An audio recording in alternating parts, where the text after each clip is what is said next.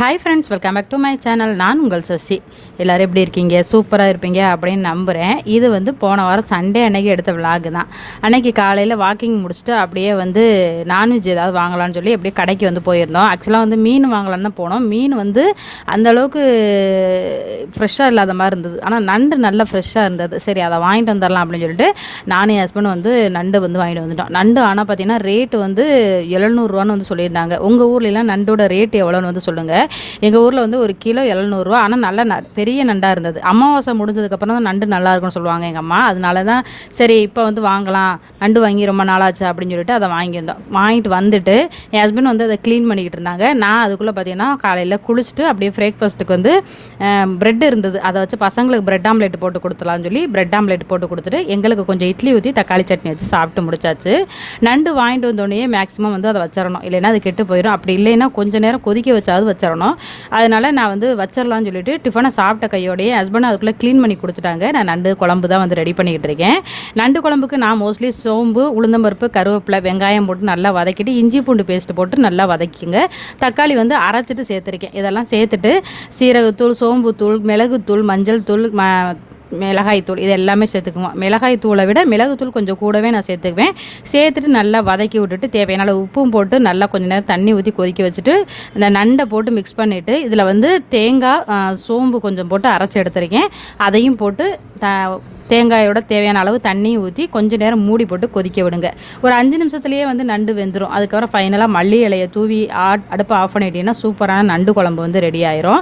அப்படியே மத்தியானம் லஞ்சு சூப்பராக சாப்பிட்டு முடிச்சாச்சு. நண்டு சாப்பிட்டு ரொம்ப நாள் ஆயிடுச்சா, அதனாலவே சூப்பராக இருந்த மாதிரி இருந்தது. அதை நாங்கள் சாப்பிட்டு முடிச்சுட்டு அப்படியே ஜூஸ் போட்டலாம்னு சொல்லிட்டு தர்பூசணி இருந்தது. டெய்லி ஒரு ஜூஸ் கம்பல்சரி இப்போ எடுத்துக்கிட்டு இருக்கேன். ஏன்னா வெயில் அந்தளவுக்கு பயங்கரமாக இருக்குது. உங்கள் ஊரில் எல்லாம் எப்படி வெயில் இருக்குது அப்படிங்கிறத சொல்லுங்கள்.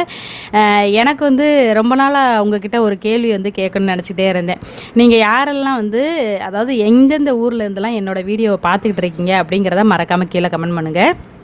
ஏன்னா நான் அதை ரொம்ப நாள் தெரிஞ்சுக்கணும்னு நினச்சது தான். அதனால தான் இதை உங்கள்கிட்ட கேட்கணும்னு நினச்சேன். அதை தான் இன்றைக்கி கேட்டிருக்கேன். எந்தெந்த ஊரில் இருந்தெல்லாம் என் வீடியோ பார்க்குறீங்க அப்படின்ட்டு. மோஸ்ட்லி என்னோடய வீடியோ வியூஸ் போகிறதே ரொம்ப கம்மி தான். இருந்தாலும் ஒரு சின்ன நப்பாசை தான். அதனால தான் உங்கள்கிட்ட நான் கேட்டேன். ஜூஸ் எல்லாம் குடிச்சு முடிச்சுட்டு அப்படியே கொஞ்சம் நேரம் ரெஸ்ட் எடுத்தோம். மத்தியானம் பார்த்தீங்கன்னா கொஞ்சம் நேரம் மழை வந்தது. ஆனால் பரவாயில்ல, ரொம்ப பெரிய மழை இல்லை, கொஞ்சம் நேரம் மழை வந்தது. அதுக்கப்புறம் மழை நின்னதுக்கப்புறம் அப்படியே கடைக்கு கிளம்பிட்டேன். பாப்பாவுக்கு டியூஷன் இருந்தக்காட்டி அவளை டியூஷனில் விட்டுட்டு நானும் என் ஹஸ்பண்டும் அப்படியே மார்க்கெட் சூப்பர் மார்க்கெட் போயிருந்தோம். கிராசரி கொஞ்சம் வாங்க வேண்டியதாக இருந்தது. இந்த மந்த்துக்கு தேவையான கிராசரி நான் கொஞ்சம் சீக்கிரமே மிளகாயும் மல்லியும் வாங்கி வச்சிட்டோம்னாக்கா எப்போ வேணாலும் காய வச்சுக்கலாம் அப்படிங்கிறக்காக தான் வாங்குறதுக்காக போயிருந்தோம். அதோட ஜாமானும் சேர்த்து வாங்கிடலாம் அப்படின்னு சொல்லிட்டு ஒரு வழியாக வாங்கியாச்சு. எல்லா ஜாமானும் தேவையானதெல்லாம் வாங்கிட்டு அப்படியே வீட்டுக்கு வந்தாச்சு. கிளைமேட்டு பார்த்தீங்கன்னா மழை வர்ற மாதிரியே தான் இருந்தது. ஆனால் பெரும்பாலும் பெருசாக ஒன்றும் மழை வரல, லைட்டாக தூரிட்டு போகுது. பாப்பாவுக்கு ரேப்பர்லாம் போடணுங்கிறதுனால அவளுக்கு ரேப்பர் கொஞ்சம் வாங்கிட்டு அப்படியே வீட்டுக்கு வந்தாச்சு. வந்ததுக்கப்புறம் இது பார்த்தீங்கன்னா கிராசரி வந்ததை அதை அப்படியே செக் பண்ணிவிட்டு எடுத்து வைக்கணும்.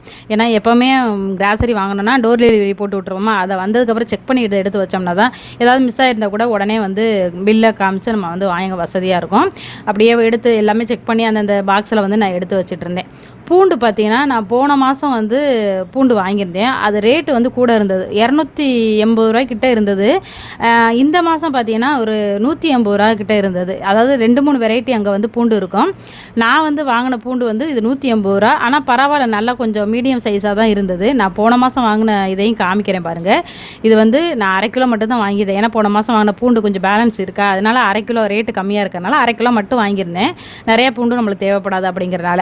இந்த பூண்டு பாருங்கள், இது போன மாதம் வாங்கினது. இது மாதிரி தான் இதுவுமே இருக்குது. ஆனால் அப்போ ரேட்டு கூட இருந்தது, இப்போ கொஞ்சம் பரவாயில்ல மாதிரி இருந்தது. எப்போவுமே இந்த கடையில் பார்த்தீங்கன்னா ஒரு 4-5 வெரைட்டியில் இருக்கும். 400ல் இருக்கும், 300ல் இருக்கும், 200ல் இருக்கும், 100ல் இருக்கும். அந்த மாதிரி அது பூண்டோட சைஸை பொறுத்து இருக்கும். ஆனால் எனக்கு நான் எப்போவுமே இந்த மாதிரி மீடியம் சைஸ் தான் எப்போவுமே வாங்குவேனா, அதோட ரேட்டு பார்த்தீங்கன்னா இந்த தடவை கொஞ்சம் கம்மியாக இருந்தங்காட்டி அதை வாங்கிட்டேன். அப்படியே கையோட உதுத்து வச்சிடலாம் சொல்லி உதுத்தும் வச்சாச்சு.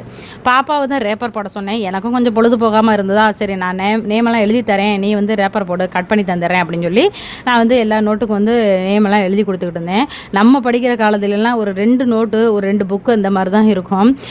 இது இப்போல்லாம் பார்த்தீங்கன்னா ஒரு பேக் நிறைய முடிஞ்ச வரைக்கும் எவ்வளோ அந்த பேக்கில் திணிக்க முடியுமோ அவ்வளோ வந்து புக்கு நோட்டு எல்லாமே இருக்குது. அவ்வளோ வெயிட்டாகவும் இருக்குது. புக்கு நோட்டு மட்டும் இருந்தால் பரவாயில்லைங்க, அமௌண்ட்டும் அதுக்கு தகுந்த மாதிரி கூட ஃபீஸ் தான் வந்து இருக்குது. பாப்பாவுக்குலாம் பார்த்தீங்கன்னா ஒரு வருஷத்துக்கு எப்படி பார்த்தாலும் 70 ரூபா கிட்ட வந்துடுது.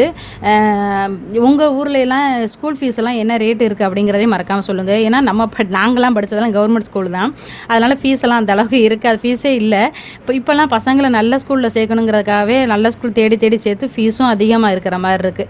சரின்ட்டு ஃபீஸை கட்டிட்டு நோட்டு புக்கெல்லாம் போன வாரம் வாங்கிட்டு வந்துருந்தோம். சரி அதுக்கெல்லாம் ரேப்பர் போட்டு வச்சிடலாம், ஸ்கூலும் ரீஓப்பன் ஆக போகுது அப்படிங்கிறதுனால அந்த வேலையை தான் பார்த்துக்கிட்டு இருந்தோம். புக்கு ஆல்ரெடி அவளுக்கு போன லீவ்லேயே வந்து கொடுத்துறாங்க, ஸ்பெஷல் கிளாஸ் வச்சதுனால. இந்த தடவை வந்து நோட்டு மட்டும்தான், யூனிஃபார்ம். அதனால் அதையும் போட்டு முடிச்சுட்டு அப்படியே யூனிஃபார்மையும் பிடிக்க வேண்டியது இருந்ததா, சரி அதையும் பிடிச்சிடலாம். ஏன்னா வருஷம் பார்த்தீங்கன்னா புது யூனிஃபார்ம் வந்து ஸ்கூலில் கொடுப்பாங்க. அது வந்து ஒவ்வொரு சைஸும் வந்து தனித்தனியாக வந்து அவங்களே அளவு எடுத்து தச்சு வச்சுருப்பாங்க. ஒவ்வொருத்தவங்களுக்கும் கரெக்டாக இருக்கும், ஒவ்வொருத்தவங்களுக்கு பெருசும் சின்னதுமாக இருக்கும். நம்ம ஓரளவுக்கு பெருசாக உள்ளதை எடுத்துகிட்டு சைடு மட்டும் வேணால் பிடிச்சிக்கலாம் அப்படின்னு சொல்லிட்டு நான் அதை தான் வந்து, ஏன்னா ரொம்ப கரெக்டான சைஸ் எடுத்தால் இன்னும் ஒரு வருஷத்துக்கு போடணுங்கிறதுனால கொஞ்சம் பெரிய சைஸ் எடுத்து நம்ம பிடிச்சிக்கலாம் அப்படின்னு சொல்லிட்டு 2 யூனிஃபார்ம், அதாவது ஸ்போர்ட்ஸ் யூனிஃபார்ம் ஒன்று, நார்மலாக யூனிஃபார்ம் ஒன்று, அதுவும் வந்து 2மே பிடிக்க வேண்டியதாக இருந்தது. சரின்ட்டு 2மே பிடிச்சிட்டு அப்படியே கொஞ்சம் எடிட்டிங் கற்றுக்கலான்னு சொல்லி நான் வந்து சிஸ்டத்தில் வந்து கொஞ்சம் நேரம் உட்காந்துருந்தேன். கம்பல்சரி இப்போல்லாம் கொஞ்சம் கொஞ்சம் வந்து சிஸ்டத்தில் உட்காந்து எடிட்டிங் கற்றுக்கிட்டு இருக்கேன். இப்போ கொஞ்சம் ஷார்ட்ஸ் வந்து நான் சிஸ்டத்துலேயே தான் வந்து எடிட்டிங் பண்ணி அப்லோட் பண்ணியிருக்கேன். ஒன்று பார்த்தீங்கன்னா மொபைல்லே பண்ணுவேன், ஒவ்வொன்றும் பார்த்தீங்கன்னா இப்போ சிஸ்டத்தில் தான் வந்து பண்ணிக்கிட்டு இருக்கேன். அதெல்லாம் முடிச்சுட்டு அதுக்கப்புறம் அப்படியே இந்த கபோர்டு வந்து கொஞ்சம் கலைஞ்சு போயிருந்தது. சரி அதையும் வந்து அடுக்கி வச்சிடலாம் அப்படின்னு சொல்லிட்டு அதை தான் அந்த வேலையை பண்ணிக்கிட்டு இருந்தேன். ஒவ்வொரு நாள் வந்து கரெக்டாக மடித்ததை எடுத்து வச்சுருவேன். ஒவ்வொரு நாள் போர் அடிக்கிற மாதிரி இருந்துச்சு அப்படின்னா மேலே அள்ளி வச்சுருவேன். அப்படி தான் வந்து இன்றைக்கும் வந்து எடுத்து வச்சுட்டு இருந்தேன். சரி இன்றைக்கி கம்ப்ளீட்டாக எல்லாத்தையும் க்ளீன் பண்ணிடலாம் அப்படின்னு சொல்லிட்டு அந்த இதை க்ளீன் பண்ண ஆரம்பித்தேன். ஒவ்வொரு சிஸ்டர் வந்து கேட்டிருந்தாங்க இந்த கார்ட்போர்ட் பாக்ஸ் வந்து எப்படி ரெடி பண்ணீங்க அப்படின்ட்டு. இதை வந்து நம்ம நார்மலாக நான் கிராசரிலாம் வாங்கும்போது எனக்கு வரும், அதில் வந்து நம்ம கிளாத்து தச்சு அதை வந்து ஃபிக்ஸ் பண்ணிவிட்டு அது மேலே வந்து துணி வைக்கையில் எனக்கு கரப்பாம்பூச்சி தொல்லையெல்லாம் இதில் இது வரைக்கும் வந்ததே கிடையாது. அதனால் நான் இதை தான் ஃபாலோ பண்ணிகிட்டு இருக்கேன். ஏற்கனவே நான் வச்சு ஒரு செட்டு முடிச்சு அதை பிஞ்சிருச்சுன்ட்டு அடுத்த செட்டு இப்போ தான் ரீசெண்டாக நான் வந்து தச்சுருந்தேன். இது வச்சு துணியெல்லாம் அடுக்கும் போது நல்லா நீட்டாக இருக்குது. அதனால தான் இந்த மாதிரி வந்து நான் ட்ரை பண்ணேன். இது எப்படி இருக்குங்கிறதையும் மறக்காமல் கீழே கமெண்ட் பண்ணுங்கள். இதோட இந்த விலாகை வந்து நான் முடிச்சுக்கிறேன். இந்த விலாக் உங்களுக்கு பிடிச்சிருந்துச்சு அப்படின்னா மறக்காமல் லைக் பண்ணி சப்போர்ட் பண்ணுங்கள். இதே மாதிரி வேறு ஒரு இன்ட்ரெஸ்டிங்கான விலாகுடன் நெக்ஸ்ட் வீடியோவில் மீட் பண்ணலாம். அது வரைக்கும் பை. தேங்க்ஸ் ஃபார் வாட்சிங்.